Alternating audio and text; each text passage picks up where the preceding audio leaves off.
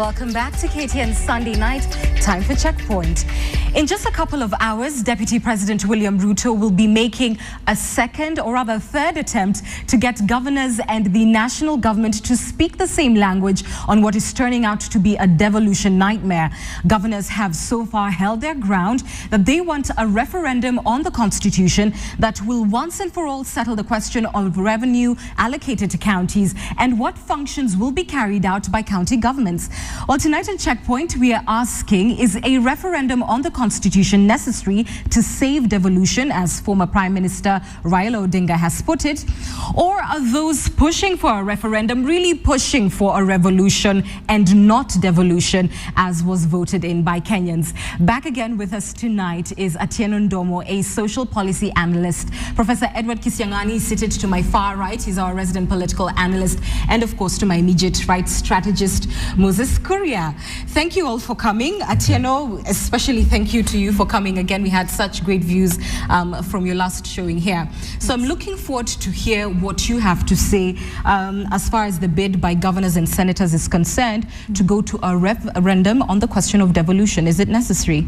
Thanks, Anne. It's good to be here. I think that perhaps the country needs to step back and pause and ask, what does really this say about where things stand? Because I think that on the one hand, there's no doubt that devolution was a cornerstone. So in terms of the new constitution, one of the major things that Kenyans wanted and spoke through that referendum that enacted the constitution was devolution. And when you unpack it, this was a discussion around devolving governance structures so that governance is closer to people. People wanted to be able to influence decisions at the level where it matters. It was also a discussion about financing, about resources. And as a country, we've had a history. So it's not as though this thing just landed on us.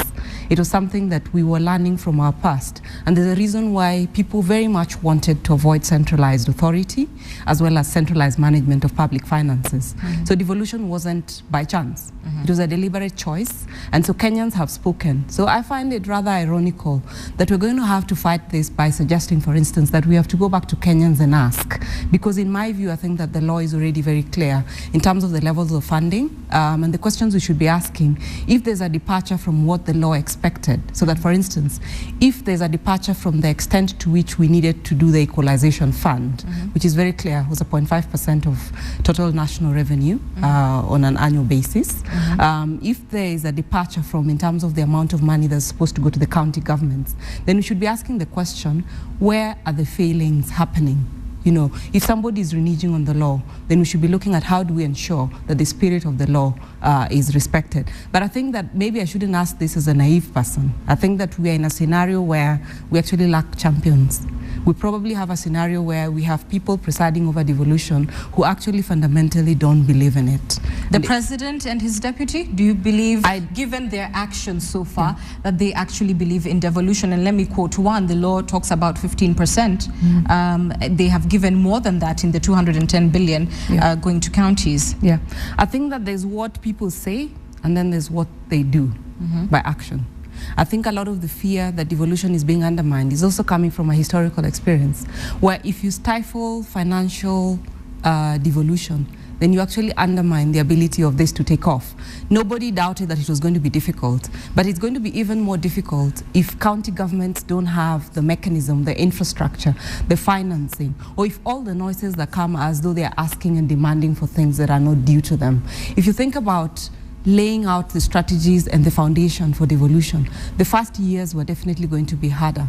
So I think that we should have a more sober discussion about the real spirit of rolling out devolution. And if you want to see champions, you want to see people who match their words with actions. And I think actions will be funding. Moses, let me come to you. She's talked about the real spirit of rolling it out. The constitution allows a 3-year transitional period that in fact has seen governors saying that they want the transitional authority disbanded, given that they recalled several functions, which again are time-bound in Schedule 4. What do you make of it? Why is there a problem with this 3-year implementation? Instead of being seen as goodwill, it's seen as a threat. Well, you know, first of all, let me start from the notion of whether someone can be able to frustrate devolution. The constitution that we passed in 2010, which is not even 3 years as of now, envisaged that someone can frustrate devolution. So it put its own checks and balances in 3 ways. One, in terms of the money that's supposed to go to the counties, 15% minimum, it said. Two, in terms of functions, which are somewhere in the region of 13 functions, which are all captured in the fourth schedule of the Constitution. 14, yes. And that in terms of the time frame for that implementation. Now, if you look at it from the money point of view, as Atino Domo has said, 15% is what was envisaged. 34% is what has actually been devolved. If you look at it from the functions, 10 out of 13 functions, except the payroll function, the roads function, and the rural electrification function, have been actually devolved and money sent out there. And where it comes to issues like payroll, it's actually the governors who have said that they need time to put the technical capabilities to be able to handle payroll. It is up to people like nurses who have said, we don't want, as yet, we don't have the confidence that governors and the counties can be able to handle this. You know, if you want to live in a state of anarchy, the Constitution also protects us. So if the governors want to have it today, if I was the executive, I would tell them have it. But you know what is going to happen? The people will stand up against these governors. And that comes into the big question of the dilemma between if the governors give us today, although the CIC is saying, let's go gradual, although other countries who have experience in devolution are saying, let's go gradual, I'll tell them, have it. You know, as we say in Swahili, wakijikata watajuta wenyewe. But I'll tell you what the real issue here is. The issue is not about devolution.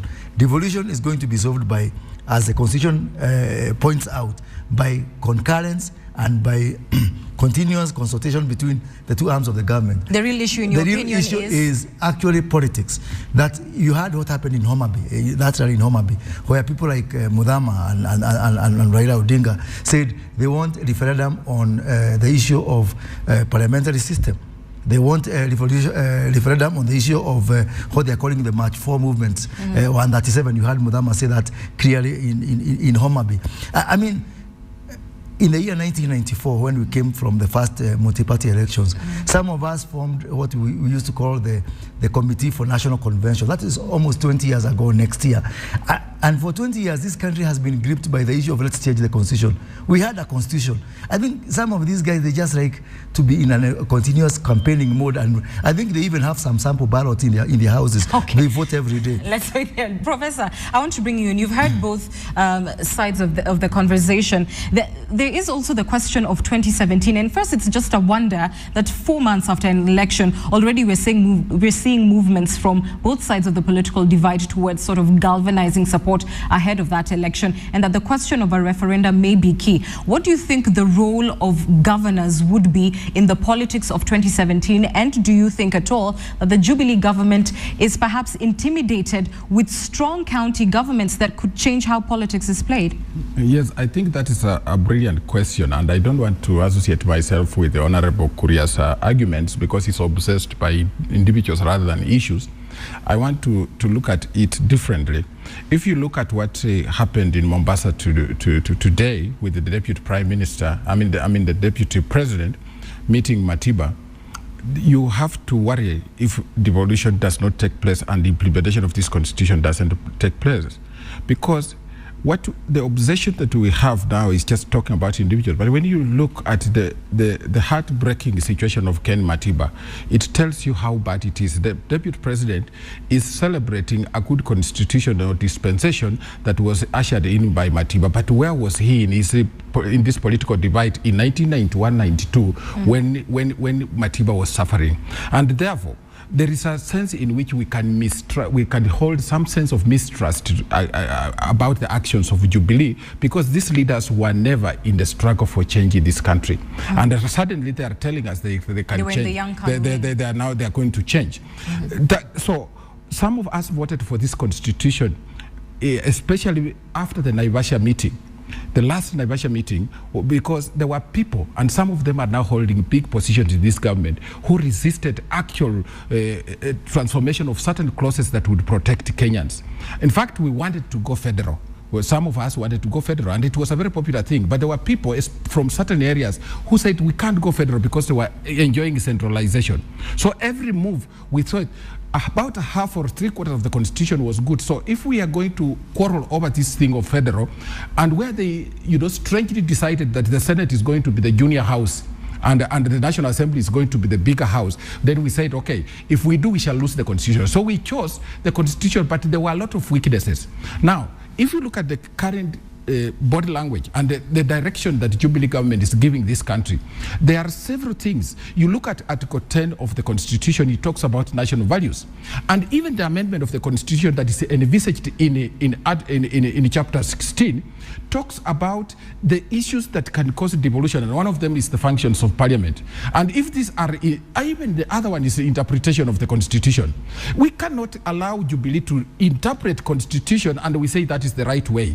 A deputy president meets, or the president meets a few people and tells governors, this is how we should interpret the Constitution. The interpretation of Constitution and the protection of this Constitution is the work of every Kenyan. Please be more specific. Which clauses in regard to devolution do you feel the Jubilee government has, misinterpreted it or is misrepresenting the intention of the Constitution? I think if you look at the work of Senate, the way Jubilee government is operating, instead of standing in the middle to see how the two wings of the National Assembly can work, seems to support the position of the National Assembly, some of them saying that Senate is a place of retirees. In fact, one member of Parliament commented that we thought Senate is a place of people who have retired. We expected the Jubilee government to come out in a singular form and say that this is a bad statement. It doesn't represent Jubilee. But seemingly Jubilee is enjoying that. When people say, let us develop certain functions to the governors, Jubilee first resisted. And now it's saying, get them. And you can see what Kuria is saying. Kuria is saying that give them Unawatachikata. What he's saying is that they are setting up the devolved governments for failure. And they want that to fail so that they can centralize power and destroy our resources. Okay. That is not correct. Moses, quickly respond, then I want to come to you.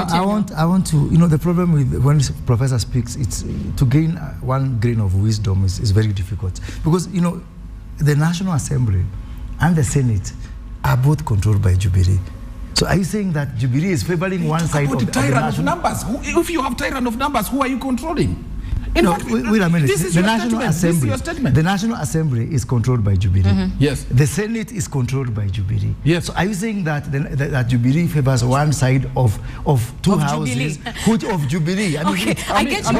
Wait, let me come in and bring Atieno in on this question, because what has been peculiar is that on the question of devolution, regardless of which side of the political divide, governors have spoken with one voice, senators have spoken with one voice. But there is a power struggle that Professor alluded to between both houses. And for you, is the substantive issue here really about strengthening devolution? We need more funds so that we can deliver services, or is it about this ego problem? Okay, I go back to where I started, and I think that for me what's most unfortunate, and I hinted at the idea that we actually lack champions. And when I say that, I actually mean it that perhaps in a sense the people who are the result of the March 4th election, it's very hard to pinpoint anyone that you can say is a champion. Because for instance... For devolution. Champion for devolution, yes.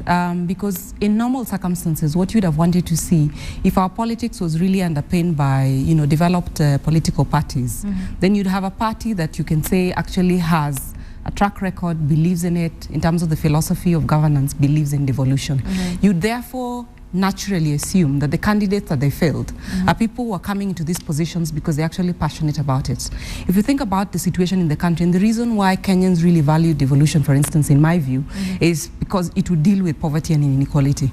The idea that certain sections of this country are very marginalized and excluded. So people assume that if you disperse power, so if you create county governments, if you give them the ability to deliver services by giving them resources, because there's no way they'll deliver services without resources, that if you move those decisions from far away, which is what used to happen when you have a very centralized system, that there would be decisions that are happening at a level that's local, that's able to understand local problems in a way that can respond.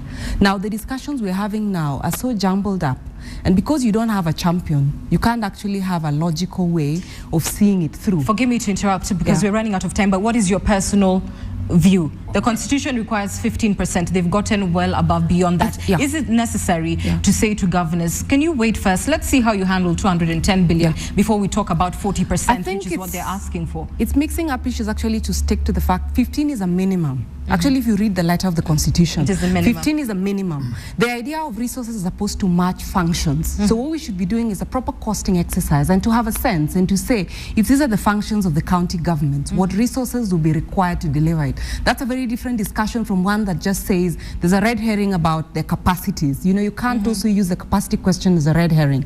If capacities are needed, capacities can be created. It's a very different discussion if you're saying, does the capacity exist to manage this amount of resources to deliver these services? We are absolutely out of time. Professor, please hold on, because I want to ask you the final question so that you can respond as we are out of time. And it is this: do we have any evidence? We've seen the budgets that have been presented by county governments. Do we have the evidence that indeed what is driving governors is better service delivery? Because you talked about looking at well-costed plans and saying this is the amount we need to actually deliver. Your final thoughts? Yes, the Constitution envisages that the national government will help counties to stand on their own.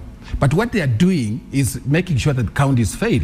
First of all, you have governors in place, you have senators in place, and then on the other hand, you are posting people called provincial commissioners who have now become county coordinators doing things in Nairobi. So the whole thing is that Jubilee government should change its tact. It is actually irritating a lot of people. Let it allow governments in the counties to work, facilitate them. Where they fail, let them be a genuine failure, and then it says, let us do this way. But not to say, let them get this, then you post some people, and then you have this fellow from the transparency, the transition authority. He doesn't seem to understand what he should do. He keeps on switching from one, and he thinks that if he doesn't do the right thing, if he does wrong things probably, he has to get approval from some people in government. Prof, let's wind up. Moses, your final thoughts. I think it's much ado about nothing, really. Devolution is good. There you go again. Now, devolution is good for this country. You know that cannot be gainsaid. Because government has to be close to the people, and services and resources have to be close to the people. The issue is that these things are not going to happen overnight, and it's a lot of consultation.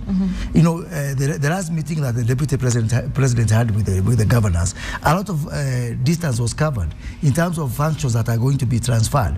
And I think we are only up 6 months since we went to the elections. We are experimenting with something that we have not done for a very long time. I think within another 3-4 months, the issue of functions and transfer and the monies is going to be resolved. What is not going to be resolved is the appetite for chaos and anarchy that is found in some people like Siangani and Laila. No. Gentlemen, I must wind up there. And you can't walk away with that, Anne. Well, he may just have to, and we'll pick it up next Sunday because of time. It's chaotic. Prof, I thank you. I thank you for truly your views. I thank you so much, Atieno, for coming in, and of course, Moses. It's a heated conversation. We need to continue, and we'll see whether or not governors and senators will be able to collect the requisite 1 million signatures for Kenyans to go to a referendum on devolution. We take a short break. I'll be back with the sports after these messages.